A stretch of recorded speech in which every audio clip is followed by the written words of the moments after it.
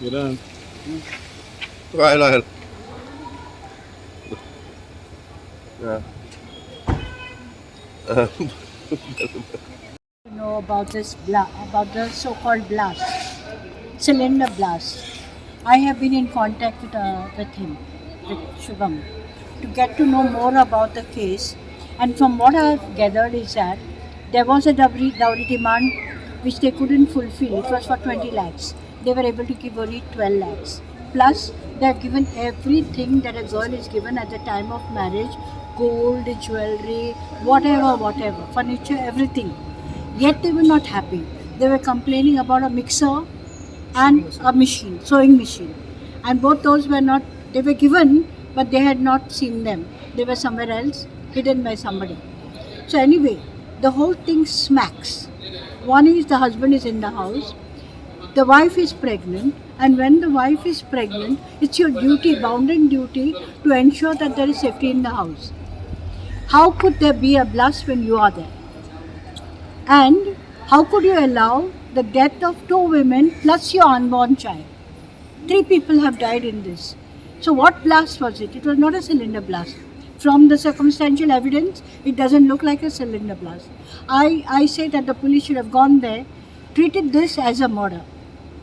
You can't take it for granted that there is no foul play. You go with all your forensic equipment, everything. Forensic van is there with us. Go with the van, study the circumstantial evidence, it's very important. That was not done. So I have also written to the Chief Minister that if our Goa police are unable to detect what happened exactly that day, then the case has to be handed to the CBI. No case of a dowry death. Dowry death used to happen in 1970s. That stopped. 498 came about. That stopped. And now today we are starting again. August there was one. This is the second one. And I don't want anyone to take Goa for granted.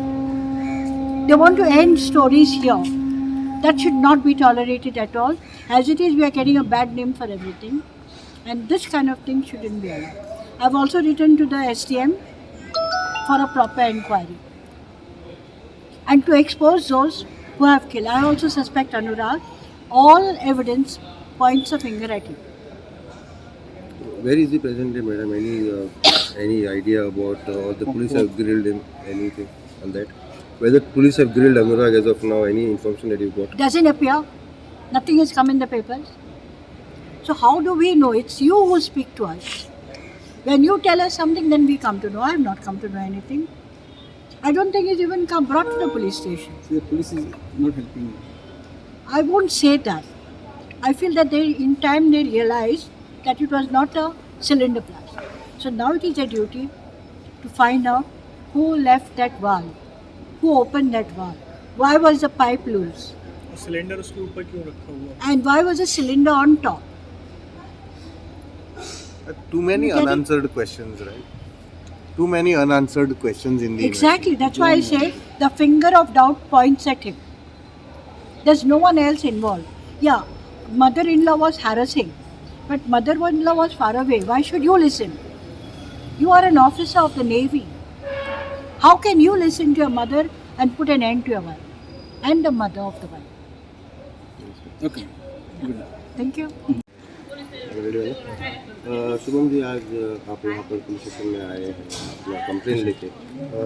Cylinder blast के बारे में आपका क्या कहना है? देखिए, मुझे कहीं से भी वो ब्लास्ट नहीं लग रहा। मुझे कहीं से भी ब्लास्ट नहीं लग रहा। वो उसका जो हस्बैंड था मेरी सिस्टर का, उसने मतलब उसका प्री प्लान था ऑलरेडी। वो उसको आने नहीं देना चाहता था, मेरी बहन को और मेरी माँ को वापस। कई दिन से मतलब उनके पुराने मामलों को लेके झगड़ा चल रहा था। तो उसी वजह से मेरी मदर जो है वो गोवा में आई थी अपनी मतलब मेरी बहन को लेने के लिए। तो 18 को उनका रिजर्वेशन था वापस जाने के लिए और 18 की सुबह ही ये सब हो गया। तो ये नॉर्मल नहीं है और पहले से भी काफ़ी टाइम से ये लोग परेशान कर रहे हैं मेरी बहन को दहेज को लेके। 12 लाख रुपए हम लोगों ने दिया था शादी में। तो उनकी मदर का ये कहना था, मतलब मेरी सिस्टर की सिस्टर वो मदर इन लॉ का कहना था कि वो हमारा लड़का जो है वो 20 लाख डिज़र्व करता था, उनको 12 लाख दिया और जो शादी का सामान दिया था इलेक्ट्रॉनिक्स का, फर्नीचर का, उन चीज़ों को लेके वो उसको परेशान करते थे। घर में उसको खाने पीने के लिए भी इतनी परेशानी थी कि मतलब वो बताती थी कि इनके यहाँ चाय भी बनने के लिए दूध नहीं आता और वो कोई भी चीज़ आइटम लेके आता खाने के लिए गोवा में, तो वो भी अपनी माँ से पूछता था। तो उसकी माँ बोलती थी कि नहीं, जो वो कहेगी वो नहीं मिलेगा खाने के लिए, जो घर में आ रहा है वही खाना पड़ेगा। ऐसे उसको बहुत परेशानी हो रही थी। वो 5 मंथ प्रेग्नेंट थी, तो इलाज भी नहीं करा रहे थे उसका। तो फिर उसने मेरी माँ को बताया, मेरी बहन ने। तब मेरी माँ वहाँ से 1 नवंबर को यहाँ पे आ गई थी। वो 30 ऑफ अक्टूबर को वहाँ से निकली, वो 1 को यहाँ पे आ गई। तब से मेरी मम्मी यहीं पे थी गोवा में। उसके बाद मेरी बहन ने बताया कि ये उससे बात नहीं कर रहे हैं मेरी माँ से, और उसको मतलब बोलते हैं कि कब जाओगे आप वापस, और उसको बहन को लेके नहीं जाएं यहाँ से। तो मेरी माँ ने बोला कि वो यहाँ पे परेशान है, उसको हम लेके ही जाएंगे। तो वो मतलब ये सब चीज़ों को लेके ड्रामा चल रहा था। इसके बीच में इनके रिलेटिव्स के भी मेरे पास कंटिन्यू फ़ोन आ रहे थे। वो बोल रहे थे कि अपनी मतलब सिस्टर को बोलो कि वो अनुराग के साथ जाए, और माँ को बोलो कि वो उसको साथ में लेके नहीं जाए। तो मैंने बोला कि आप शिवानी से बात कर लो, उसको जहाँ पे रहना है वो वहाँ रह लेगी, वो बता देगी। तो मैंने कॉन्टेक्ट भी शेयर किया मेरी सिस्टर का। तो 17 जो उनका लास्ट कॉल था वो 17 के शाम को 6 बजे आया हमारे पास। उनने तब भी यही प्रेशर बनाया कि मतलब मम्मी को बोलो कि वो बहन को नहीं लेके जाए। तो मैंने उनको बोला कि नहीं, उसका जो मन होगा वो उसके साथ जाएगी। तो मैंने कांटेक्ट दे दिया। उसके बाद मैं इलेक्शन ड्यूटी में था 17 को। सुबह मैं सो के जगा तो मेरे पास इनके रिलेटिव का फ़ोन आया, बोले कि वहाँ पे सिलेंडर ब्लास्ट हो गया है और उसमें मेरी मदर और सिस्टर दोनों एक्सपायर हो गए।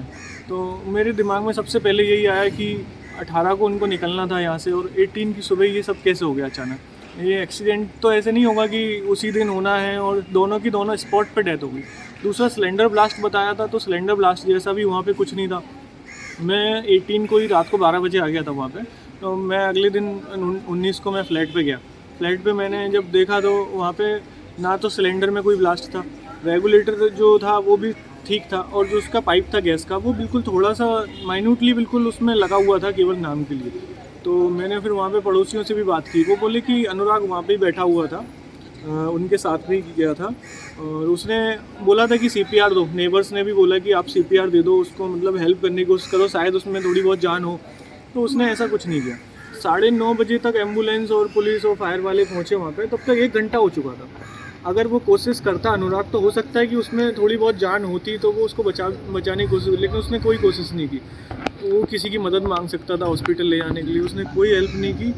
वो चाहता ही था कि वो चले जाएं दोनों, और हो सकता है और भी बहुत सारी चीज़ें थी जो वो उसको पता था कि वो मेरे घर वालों को नहीं पता चली, इसलिए उसने पूरा प्लानिंग करके उसको ब्लास्ट बता दिया। वो मर्डर ही है जितना मुझे लगता है, और मैं यही चाहता हूँ कि मुझे इस पुलिस पे भरोसा बिल्कुल भी नहीं है, क्योंकि इन लोगों ने वहाँ पे FSL की टीम भी नहीं बुलाई। फॉरेंसिक टीम को बुलाना था, एविडेंस लेने थे। मैं जब गया तो मेरी मदर का मोबाइल वहाँ पे पड़ा हुआ मिला, उनकी माला पूजा की थी वो भी वहीं मिली, वो मैं अभी लेके आया हूँ। मैंने इनको बोला कि अगर आपको इन्वेस्टिगेशन के लिए ज़रूरत है तो आप ले लीजिए, तो वो बोले कि अभी मुझे पंचनामा बनाना पड़ेगा, मतलब बिल्कुल इंटरेस्ट नहीं दिखा रहे। मैं चाहता हूँ कि सेंट्रल एजेंसी इसमें जांच कर ले। मेरी बहन के साथ कुछ भी हुआ, एक्सीडेंट हुआ या मर्डर हुआ, जो भी हुआ वो क्लियर हमको बता दे कि ये हुआ है, उसके बाद हमको कोई इशू नहीं है। जितना मैंने समझा है मुझे वो पूरा मर्डर लग रहा है, क्योंकि कई टाइम से वो बहन को परेशान कर रहे थे, बहुत टाइम से मेरी बहन परेशान थी। मुझे फ़ोन पे उसने कई बार रो रो के बताया कि भैया ये किसी से बात करते हैं रात को जब ड्यूटी पे होते हैं। उसने बताया कि बिजी जाता है इनका नंबर, रात को 2 बजे फ़ोन करती है तो ये उठाते नहीं है, उसके बाद वापस लगाते भी नहीं है फ़ोन। तो हो सकता है कोई लड़की का मामला हो या और भी बहुत सारी चीज़ें। मेरी मदर ने इसलिए मुझे नहीं बताया कि बात ज़्यादा नहीं बन जाए, इसलिए वो यहाँ पे आई हुई थी। पर सर आपने जो अभी बताया कि नेबर्स जो थे उस दिन बता रहे थे कि अनुराग घर पे ही था, हाँ। तो आपको एक कंफर्म विश्वास है कि उस इंसिडेंट के टाइम पे वहीं पे थे? हाँ, मैं आपको ये बता रहा हूँ, मेरी जो इनके नेवी के CO से बात हुई थी, उनने भी बोला कि मैंने 17 को उसको रिलीव कर दिया था, छुट्टी दे दी थी हमने उसको, 18 को उसको जाना था। तो 17 की नाइट में वो घर पे ही था। उसके बाद जो इंसिडेंट हुआ तो नीचे जो लैंडलॉर्ड है उनने ये बोला कि मैं ऊपर जा रहा था और ये भी उसके साथ ही ऊपर जा रहा था फ्लैट पर, मतलब ये नीचे ही था या तो आसपास ही था, क्योंकि घटना हुई तो ये उसके साथ में ही दौड़ रहा था उसके साथ में। ये मुझे नीचे वाले लैंडलॉर्ड ने बताया कि वो उसके साथ ही दौड़ रहा था। तो अभी आपका डिमांड जो है कि एक इन्वेस्टिगेशन CBI से दे, आपको गोवा पुलिस से आपको सहायता मिल रही नहीं? मुझे गोवा पुलिस से आज तक कोई फ़ोन नहीं आया।